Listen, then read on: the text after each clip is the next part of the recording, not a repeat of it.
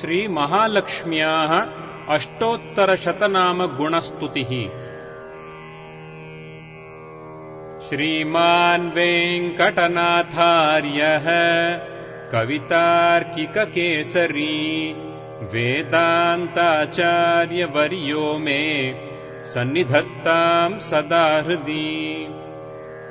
देवश्रीर्प्रियदर्शिनी हितकरी सर्वेष्टदा माधवी वेदश्री श्रुतिमार्गिणी सुविमला सर्वोत्तरा शाश्वती ब्रह्मश्रीर्द्रुहिणप्रसूः सुचरिता सर्वाकृतिर्भार्गवी पुण्यश्रीर्हृदयङ्गमा शुभकरी विश्वम्भरा पातु नः।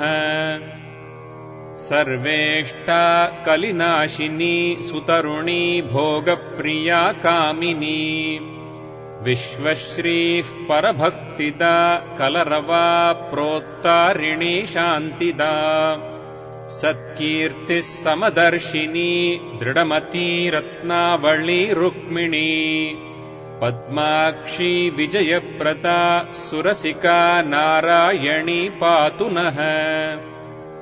सर्वज्ञा गरुडासना भगवती यज्ञाशिनी पाविनी गायत्री गुणभूषणा सुगहना मेधाविनी भोगिनी दिव्यांगा सुफलप्रदा सुमधुरा पद्मासिनी हारिणी राजश्री शुभदेवता सुवदना चारुस्मिता पातु नः।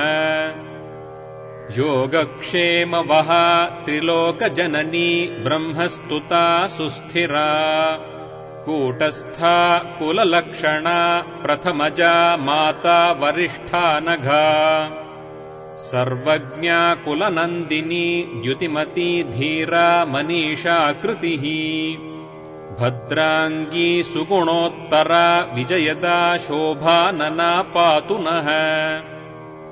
सौम्या वेदमयी क्षमा गुणमयी दारिद्र्यविध्वंसिनी सुप्रीता वरदा रमा सुनयना विष्णुप्रिया पद्मिनी धर्मोद्धारकृता दरा सुहृदया दीनाश्रया मोदिनी गम्भीरा कमलेक्षणा श्रुतिहिता धर्मोदया पातु नः। पूर्णानन्दमयी यशस्सुखकरी तापत्रयोन्मूलिनी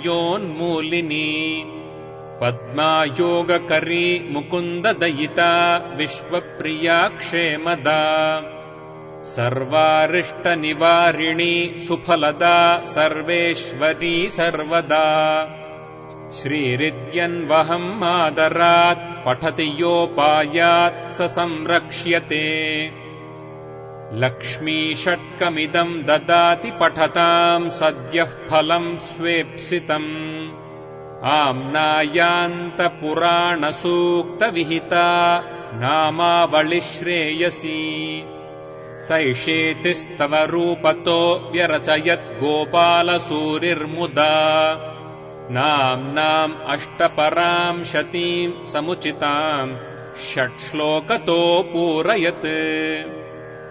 कवितार्किकसिंहाय